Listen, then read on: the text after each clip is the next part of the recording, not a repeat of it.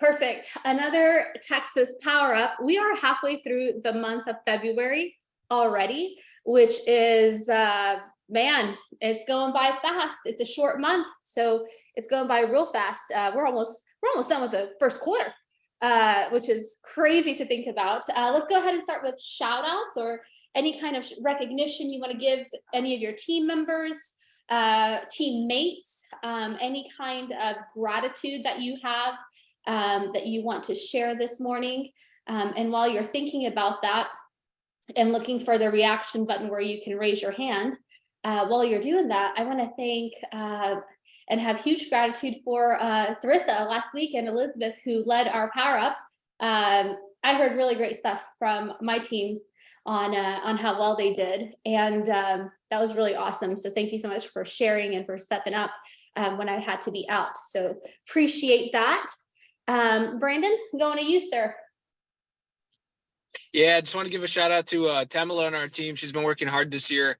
But for one, yesterday, she's been strategizing with these clients, trying to work on one of her listings to get the price a little more effective at a price bracket. And it's in a neighborhood that she consistently has been killing. She did the Power Up on farming that neighborhood. And so just a shout out to her for adjusting with the market and not, just like, hey, I sold 4 or 5 in here. They sold in a day. And now this one didn't. Right. It's been on a couple of weeks. And so instead of, kind of living in last year's market, she went ahead and had those harder conversations with more than one client. And she did get one price improvement yesterday. And then in coaching, she pointed out that she already has more signed clients this year than she closed all of last year. And wow. That's been driven through, hard work, but just consistency. She's showing up in a way that kind of had eluded her schedule last year. And it's really paying off her focusing like that. She's killing it. Man, I love that. I love that. Great job, Tamala. Definitely see Tamala. If you're not following her on Instagram, she's cool. She posts all the time. Like, I always know that she's in real estate because that girl doesn't go one day without posting what she's doing. And it's cool. It's not awkward. Like, you guys want to buy a house? It's not one of those. It's like, I very much know what she's doing every day and I see how she's hustling and I have a lot of respect for it. So love that. Love that. And Brian, you bring up a good topic, things sold in a day or two. And man, this feels so different, right? Like in the Austin area, our average days on the market is 65. Average, not good, not bad, just average, which completely changes the game of like how we communicate with clients, how like we set expectations with clients, how much it costs to carry those listings, 30 days to get them ready, 65 days to sell them, another 30 days to like close them, right? You're talking 125 days, if I've got my math right, to carry the listing that like monetarily for the team, time-wise for the agent. Like the market has changed. You guys, shout out to everybody who's still in it, who hasn't given up. You guys, it's good stuff. Helen, I'm going to you. Hey, good morning. So I want to shout out and give gratitude for Tracy for helping me with my listing. It was my first one, definitely a learning experience, but now that I've had this one and we survived and closed yesterday, it actually like gives me confidence that I can like serve sellers because I just did buyers last year and I'm very confident helping buyers, but I kind of avoided, honestly, trying to get listings because I just didn't feel that I could like serve at a high level. And so now that I know that I can, take care of sellers, I'm excited to go for more. I love that. So awesome. Thank you, Tracy. Awesome. And Helen, you got your little baby back there. Cuteness overload.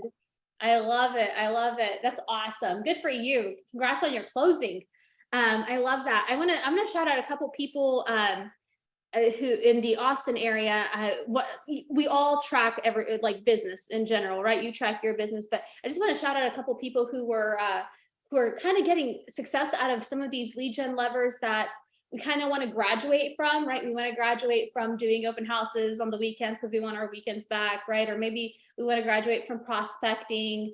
Maybe we want to graduate from, internet leads, Brivity leads, because, who wants to like call them back in like 5 minutes or less, right? Like, so I love shouting out everyone who's getting success in those to inspire us that there's business out there, right? Like your next 3-4 deals can come from these places. Andrea and Austin signed a 550 buyer from open houses. Joseph penned a 680 seller from expireds. Caitlin penned a 725 seller from internet leads. Charlie signed a 520 seller from expireds. Memo penned a 425 buyer from internet leads. Jose penned a 454 buyer from Brivity leads. Fatima penned a 400 buyer from open houses. Esther in Houston signed a 299 seller from expireds. Fatima listed a 370 seller from open houses, and that is the last 10 days. There's a lot of business out there for us in these lead gen levers. Our sphere and our past clients, so valuable. Definitely do not take your foot off the gas pedal for your past clients, for your sphere. But don't forget about open houses and prospecting and internet leads. They lead to business. Brandon, going to you. Yeah, I did have another shout out for Annabelle Prado. She's our newest agent and partner on our team. She's in tomorrow will be ending her second week of launch, and so she's getting busy pretty quick, almost to her sphere. But the shout outs for open houses, she did an open house last weekend and had showed up early. She was kind of cleaning up a little bit, and some people showed up early. She ended up setting a buying and a listing appointment with those buyers outside of the open house. Like she was there, I think, an hour early, sweeping or something, cleaning up, making it look nice. And some people came in, they asked if they could see it. She took them in and talked to them and ended up setting a listing and a buy appointment the next day. Right on. Go, Annabelle. I love that, getting there early. You know, we can, like, I can see like when our agents get to open houses, because, you know, the lockbox stuff goes to me, and it's, you know, 5-10 minutes before. Not that you guys have ever done that. You guys are perfect in every other area, right? But Animal, great job getting that done. Love it. And Sarissa, I saw your shout out, which is really cool. Allie just had her anniversary and celebrated. And if you don't follow Allie on Instagram, she also is very active on there. It's so fun to watch her. They definitely went somewhere cold, which is interesting, but it's where they got married. So I think that's awesome. I think Jackson Hole or something like that. And then Jen Smith, and I think Jordan is who helped lead the team while she was out, which was awesome. You guys all rock. Very, very cool. Okay, let's get started. Let's see. I've got a couple things for you to know that's coming up. Tonight is place call night. I know a lot of you guys are involved in it. Not everybody is, but those of you who are, it'll be fun to see everyone's results. Post them to our Happy Place Facebook page. It's always fun to see everyone's successes when we just kind of dive in and call a new set of leads or the same set of leads, but at a different hour. So that's exciting. And then next Friday, you all know that Chris does his all partner call on Fridays. This one's going to be a 2-hour special. So it is capping off the year, last year. It's going to be super inspirational. There's going to be a lot of recognition. And I also have heard that Ben is planning to roll out stock options in this call. So I'd probably be on that call. It's going to be 10 to 12 p.m. Central Time next Friday, not this one, although I wouldn't miss this call coming up either, but next one's really important. Yes, there will be a recording, but it's so much more valuable and powerful, like when you're like live with everybody and you're reading the chat. Next month is Built How. March 21st is a Tuesday. That's going to be Place Day. March 22nd through 24th, which is Wednesday, Thursday, Friday, is Built How. The author of Unreasonable Hospitality will be one of our speakers. I haven't actually finished reading the book yet, but a lot of people have, and they said it's one of the best books. So if like luxury, if service, if just like that, like high level of business is up your alley, I'd pick up that book. And maybe listen to it or read it before then. I believe we have 27 or 28 people from our group going so far. So it's going to be a nice group. So that'll be cool. And then if you are wondering, okay, well, I can't make it to Palm Springs, timing isn't right, etc. Like, what about the fall? There is the fall. It's going to be in Phoenix. It's going to be September 11th through the 14th. So if you're a planner and you just want to get like that on your calendar, September 11th through the 14th, Ben said, in Phoenix. So you have something to look forward to. I would make it my goal, like, can I go to one of these like conferences, right? Because the value is it's broker agnostic. That means you're going to see place people, but you're going to see 1,000 people outside of your brand, right? Outside of Keller Williams brand. So it's pretty powerful. And I love that. And then next week, our speaker is going to be Jordan Davis, and one of her agents, brain is stopping because I've got pregnancy brain and I can't remember his name, but he was her GC on the last project that she did. The cool thing about Jordan, guys, she just finished a flip, not a flip to sell, a flip to rent. And she is one of the most powerful people I know because she knows her numbers, she knows her process, she knows her system. So if you have ever thought about buying a property and rehabbing it in today's market, like what does it look like in today's market? What do the numbers look like? What are the learning opportunities? It's going to be a good power up. I would not skip it. And if you want to do that in the future, this is the best way to kind of like get those wheels rolling, right? Just like be inspired by somebody who is doing it. So Brian, thank you, Bart. Appreciate that. Awesome. Let's jump into today. Today we've got a topic. We've got a place partner. His name is Grant. And if you haven't met Grant, I haven't even met Grant. So awesome stuff. We're just going to meet him together this morning. Grant is from Houston, Texas. He is a combat vet, formerly special operations paratrooper. That sounds a little scary and really kind of cool, and also very important. He is super, super into like economic data, leveraging tools to succeed, and as a result became the most prolific user of Homeward in the country, which is really interesting. He's a dad to 2 kids, and it's really cool to have him on this morning. Number one, he's new to place, so like just getting to know other people that are out there. He's building a business, you guys. He has a family. He's given back to us. In fact, I think you just did, Grant, something for Atlanta. I think you had like 100 people in Atlanta that you spoke to. So I'm like, well, might as well speak to us too this morning. So welcome. Yeah, thank you. No, it's great to be here. Adeline, of course, been watching you. You're awesome. So we've been kind of de facto place for a long time. We started using Brivity 2.5 years ago. You know, when Ben and Chris talk, we listen. We're in metrics masterminds, all the type of stuff. So it was finally time to make it official, stop dating and get married. So we did that. We were part of that big group of folks that came in at the end of 2022. So here we are. It's good to finally wear the jersey. I love that. I love that. And speaking of metrics, if you guys were on social media this week, the other co-partner of Metrics, Brian Gubernick, was named Chief Real Estate Officer of our place brand, which is really awesome. Our path to go public, you guys. So that's fun.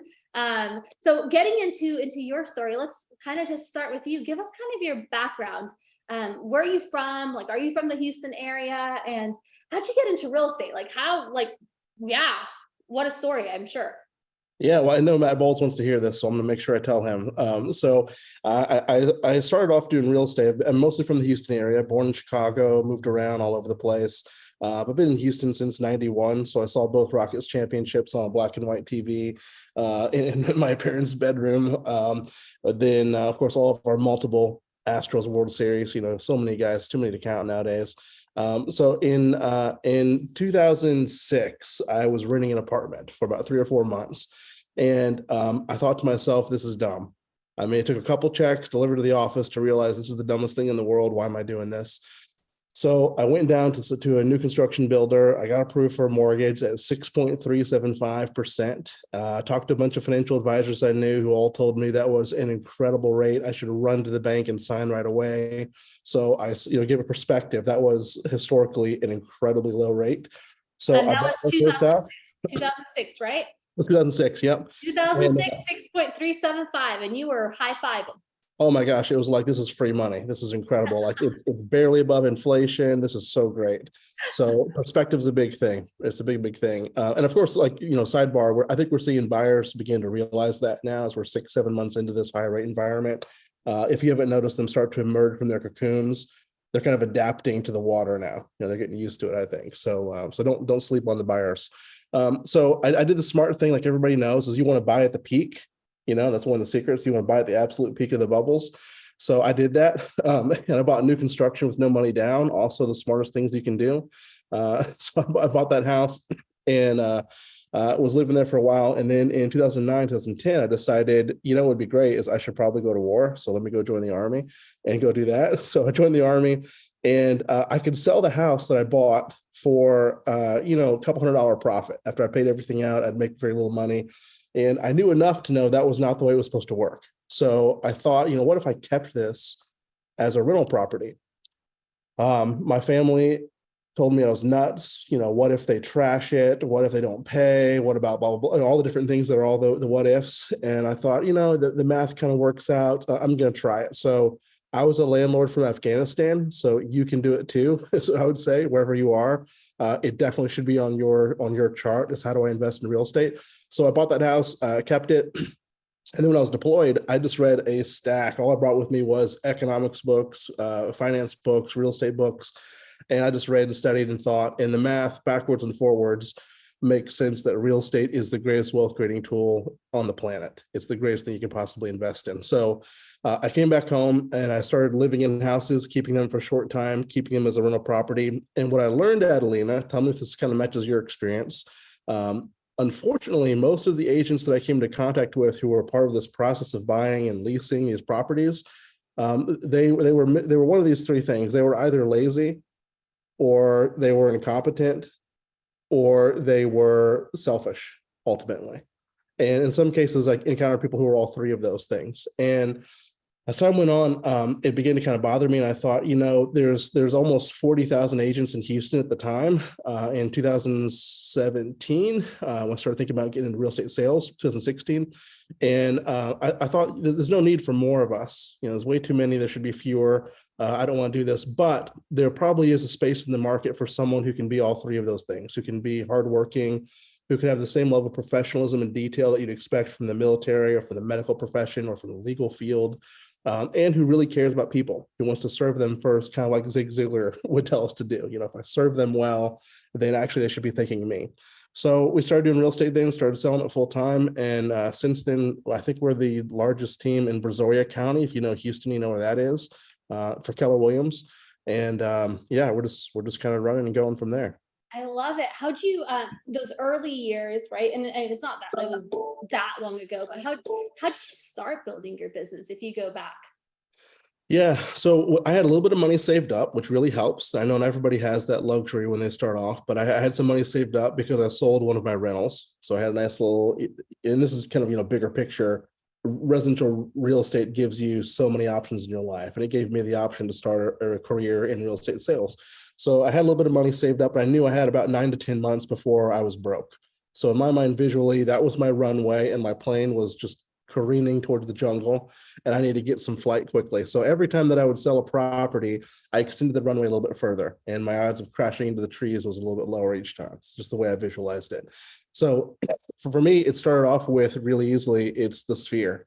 And it's so boring. And I know nobody wants to talk to your sphere again and again and again, but we know that converts at the highest rate of any lead source by far. It's also the easiest one for me to talk to because I already like those people. They're already my friends anyway, and I want to stay in touch with them.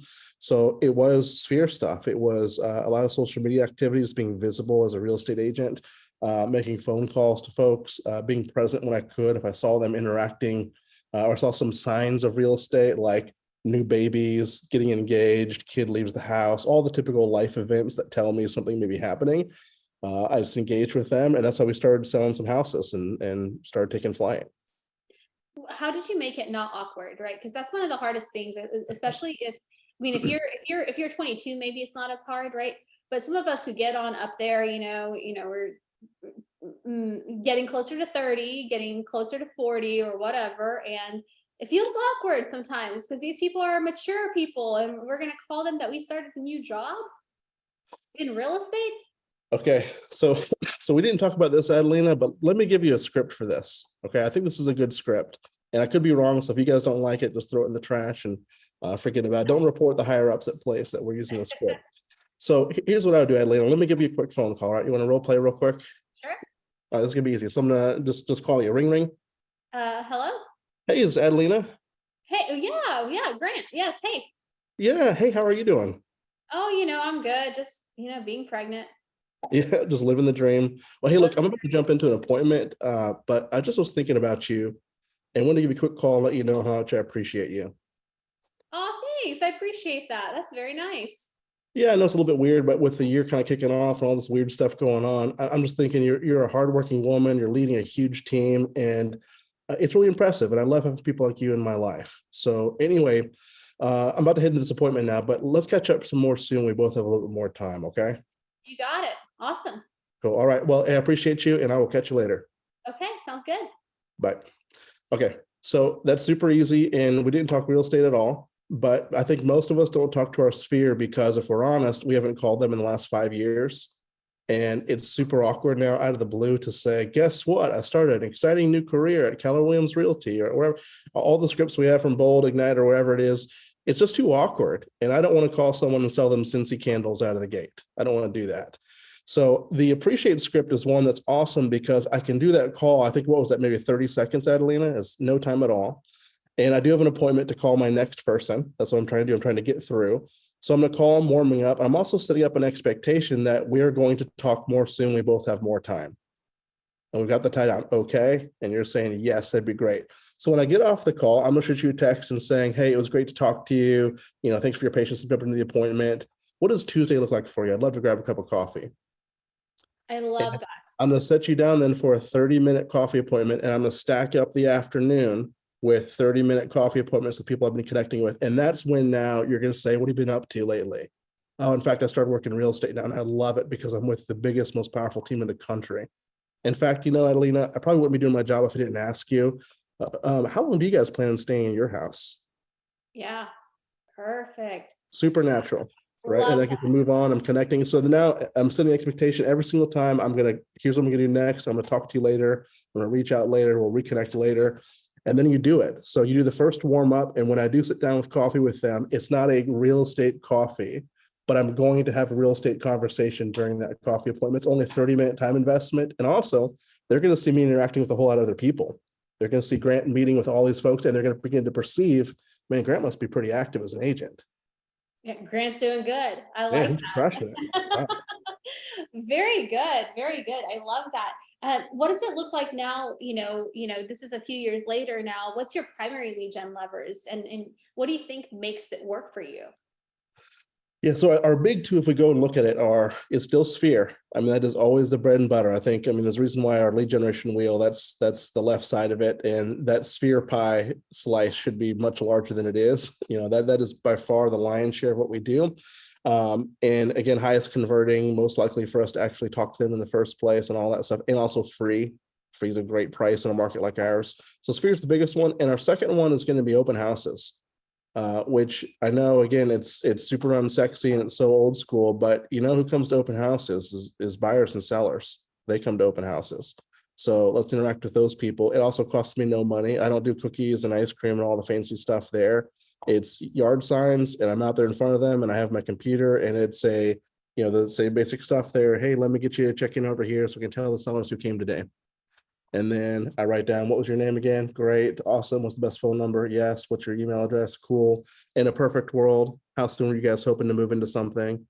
Great. And so all the stuff in my Brivity open house form, I put all the stuff in there, and it works. So that's a powerful lead generation tool, the open houses. And I told you we've got a little script for this thing too that works at a high level, right? Yeah, I want to hear it, and I love the direction of this. Yes. Okay, so here's the easy thing, and that we're using it in the context of open houses, but internet leads, it works for your sphere, it works for anybody, it works for any context. Well, let's just pertain to open houses. So you come into the open house, Adelina, and you're getting ready to leave, and I say, hey, so tell me, Adelina, what do you guys think about the house? Any feedback I can give the sellers? Yeah, it's a good house. It's not the right one for us, but yeah, good house. They did a good job on it. Cool. Well, I appreciate that. If you don't mind me asking, when you do find the perfect house, how are you planning on buying that? Are we going to use a mortgage, cash, or what are you going to do? Oh, definitely gonna be getting a mortgage. Yes, sir. So why don't you just make a cash offer? I don't have the cash. Well, neither do I. I mean, I probably wouldn't be here today if I had the cash to do that. But yeah, no, yeah. So we've got a partner that we work with that lets all of our clients make a cash offer while you're getting your mortgage. So when you see the perfect house, the one that you really have to have, we have the cash go get it for the very best price and terms possible. Sounds expensive.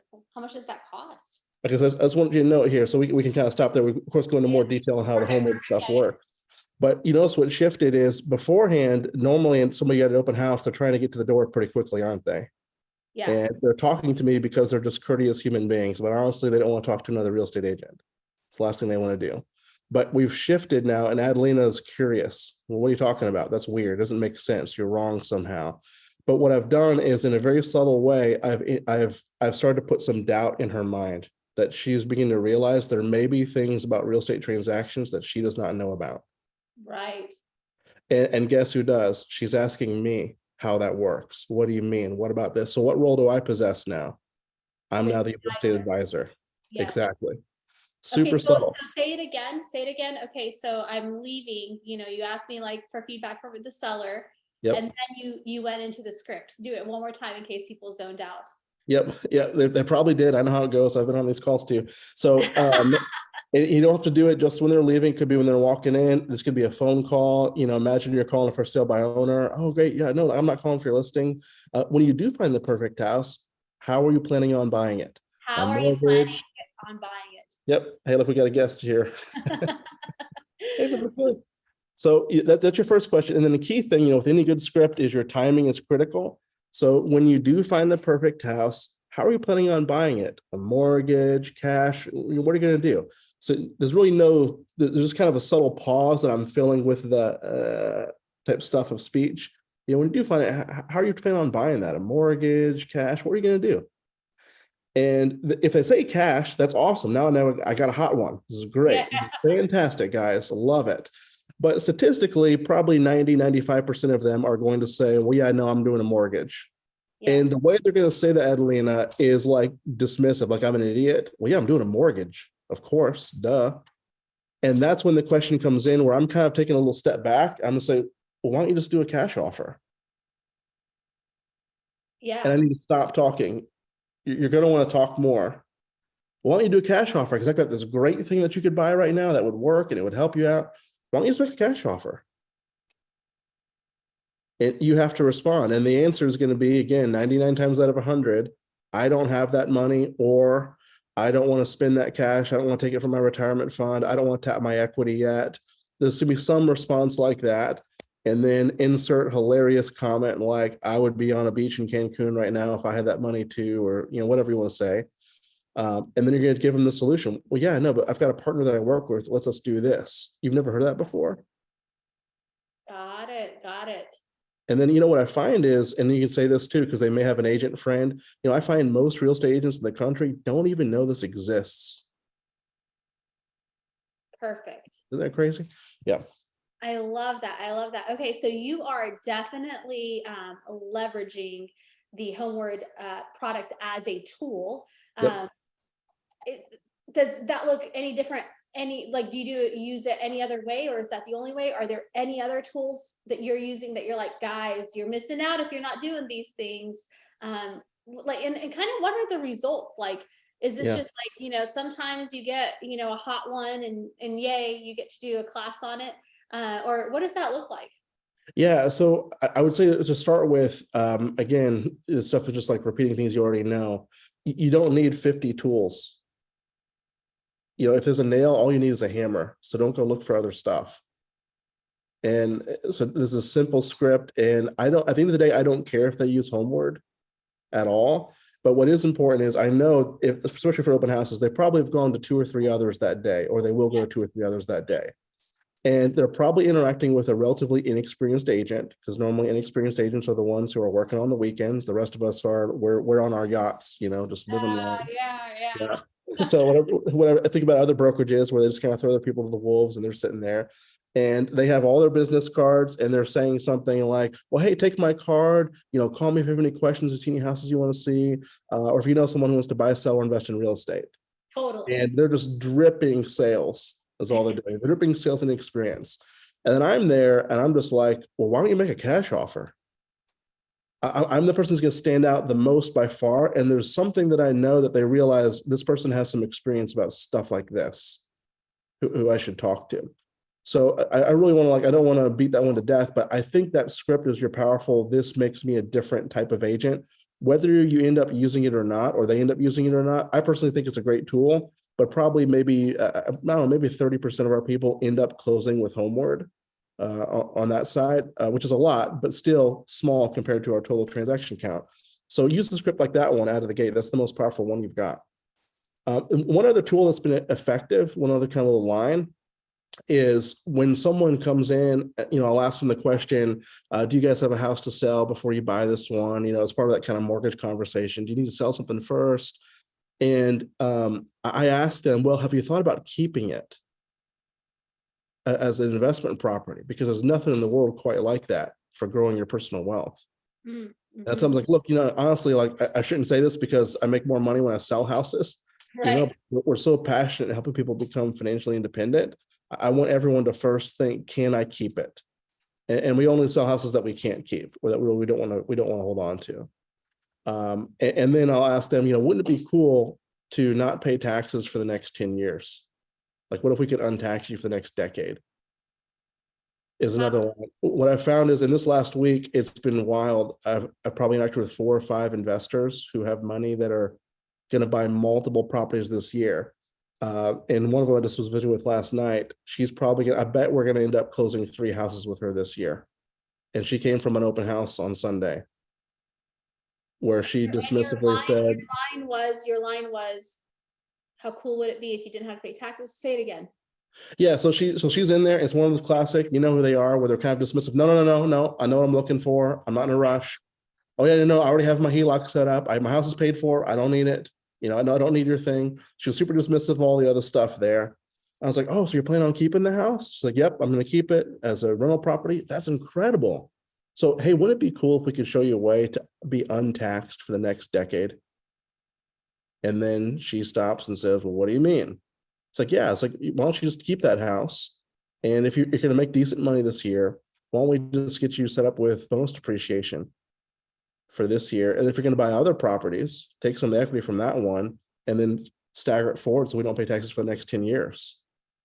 And then do you connect them with somebody who does bonus depreciation? Of course, yeah, of course we get there where we're going to talk about cost segregation. It's always talk to your CPA and all the stuff there, but the core concepts are the core concepts. Yeah. If you're plugged in with the wealth series or the stuff that Ben does, about accelerated appreciation, that is the greatest tool out there right now. So these investors, it doesn't matter if we are barely cash flow positive, for many of them, it still makes a ton of sense to buy a house this year or to put something into service as a rental, because they're going to invest $50K and they're going to realize a $40,000 tax savings in year one. So I just made 80% on my money in year one.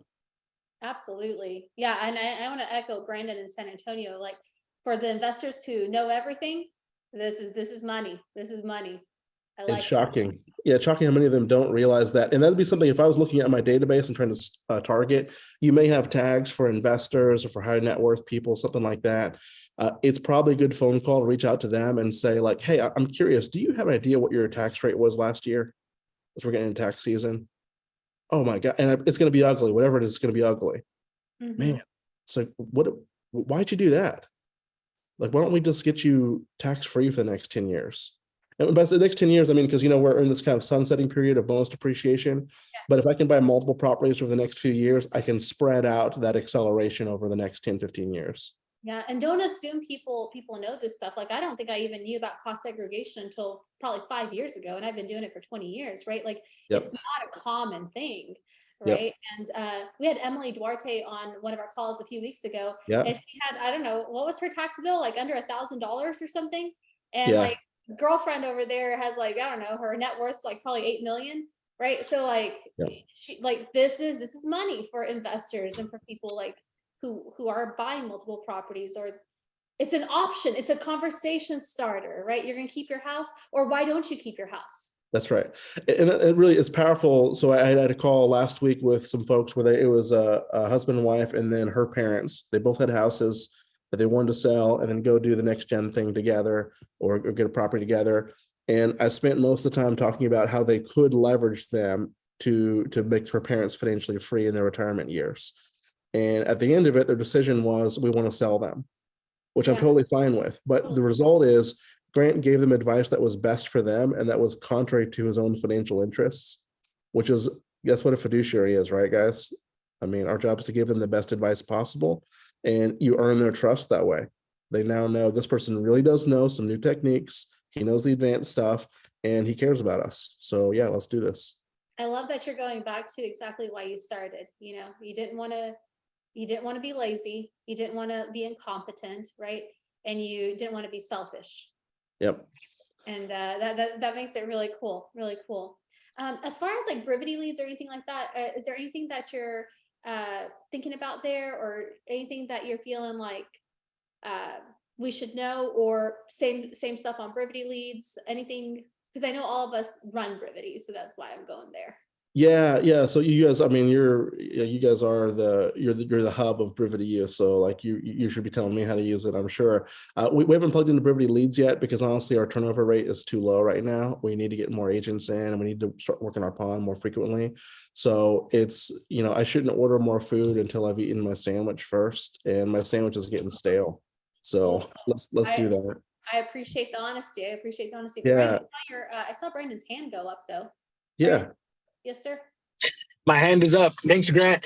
I've been trying to think this whole time where I met you, because I've met you before, and that Homeward line really set it off. So a couple years ago, we were on a call together with Homeward. You were teaching something. So I just wanted to give you a shout out and say thank you for that, because that script and that, I'm pretty sure it was you, that strategy, I think it was you that was using it in Houston, where you were making a cash offer, and for the buyers that were like, man, but we don't want to pay that fee. It's like, fine, let's just put in your VA offer as well with the Homeward offer. Was that you? That's it. Yeah. So that's we use that a ton. You're exactly right. So yeah, I appreciate that, Brandon. The technique that you do, and you tell them this, is because the objection for the buyer is interest rates this or prices this, whatever. Hey, so why don't we do this cash offer? Because what we see statistically is a cash offer gets you a 2 to 5% discount on the purchase price. Statewide, that's the data on that. 2 to 5% discount. And it does cost us some money to use something like Homeward, and it costs us about 2% on average. So let's send in two offers. We'll send in your financed offer for $500, and we'll send in the cash offer for 4% less than that. So if they accept the cash offer, we now know it paid for itself, and we saved ourselves objectively this much money. So we know empirically we got the best price we possibly could.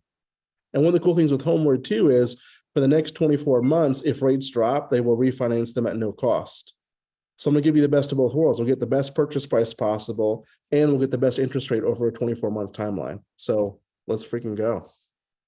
Love that. I know you love data, you love economics, and with the economy being crazy, like, do you have any one-liners or any economic conversations that you keep going back to with your buyers or sellers? Anything that would be relevant to what they're doing?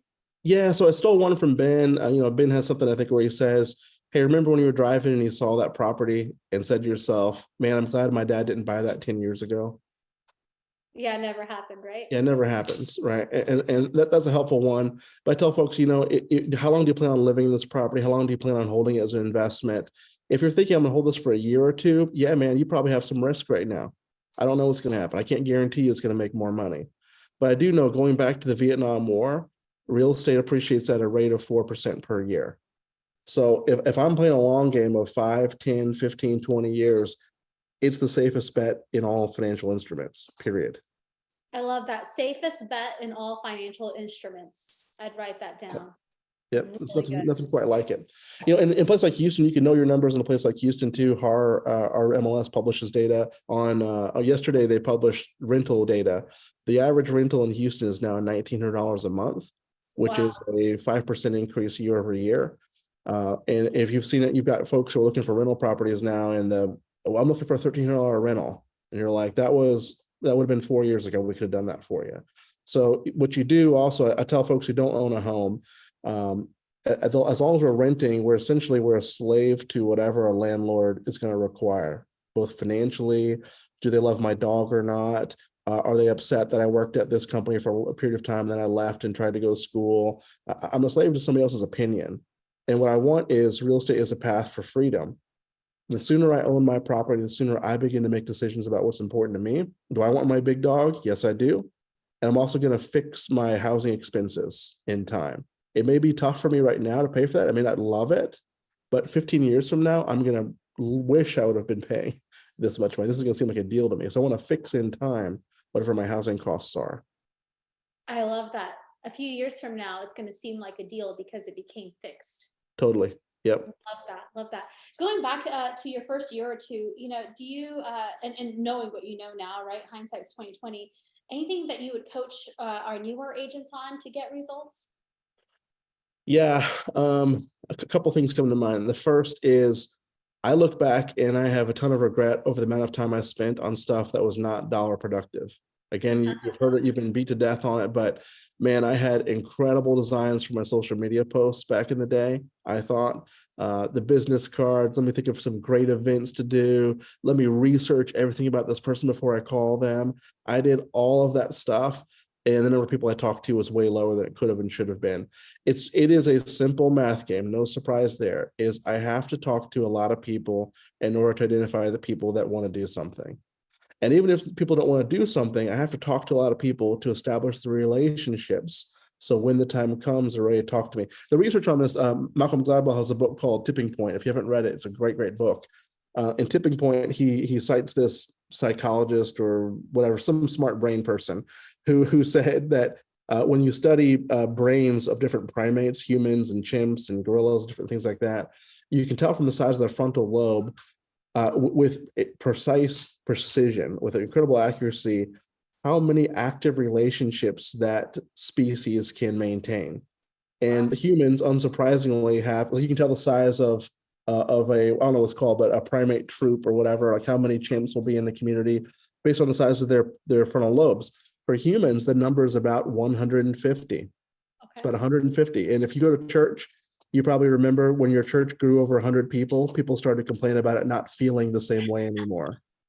When you were in college, you went to a class that had over 100 students in there, it felt like a performance now, not an interaction. So whenever you get over that number as a human, you begin to shift into stranger mode.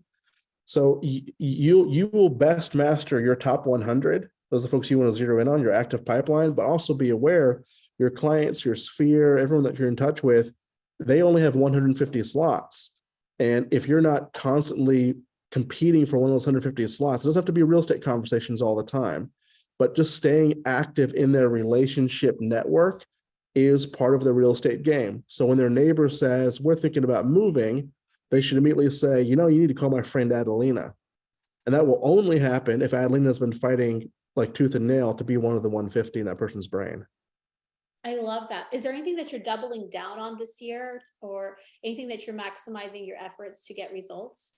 Yeah. So the thing is, and we're not great at this stuff. Like one of Jacqueline's, I think on our call, we brought her in here today. She says, do better. That's her little thing is whatever we've done is what we could do better.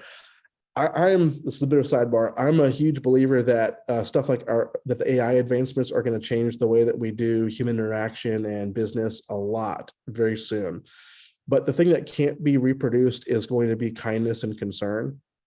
Those are things that a machine can't do at a really high level. So our bread and butter really this year is going to be voice phone calls and getting in front of people with coffee appointments. Those are I think the biggest two most important things. Emails, texts, even voice calls are going to be fake pretty soon. We're really close to technology being able to sound like me and give a phone call to you and respond naturally to you.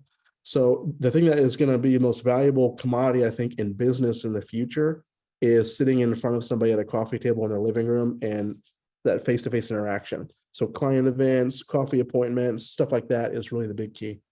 God, I love that. Kindness and concern can't be reproduced. I would write that down. Kindness and concern can't be reproduced. Anything I missed? Anything I should ask? I don't think so. I know You're you guys amazing. have stuff to You do. have really great energy, man. We can't wait to meet you in real life. Definitely great energy. Welcome to Place. Will you pop in your contact information so we can stay in touch with you?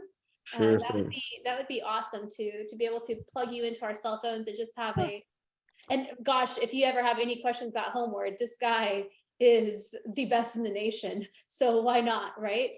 Yep. Totally appreciate you, Grant. Thank you, thank you, thank you. We went 2 minutes over. I apologize, everyone. Grant, amazing. Thank you for your time this morning. My Bud. pleasure. We'll see you guys at Build How. Come say hello. Yeah, that's right. All right, guys, Texas, we'll see you next week. And we'll just continue crushing the game. And those of you who are doing call night tonight, we'll see you tonight. Bye, guys.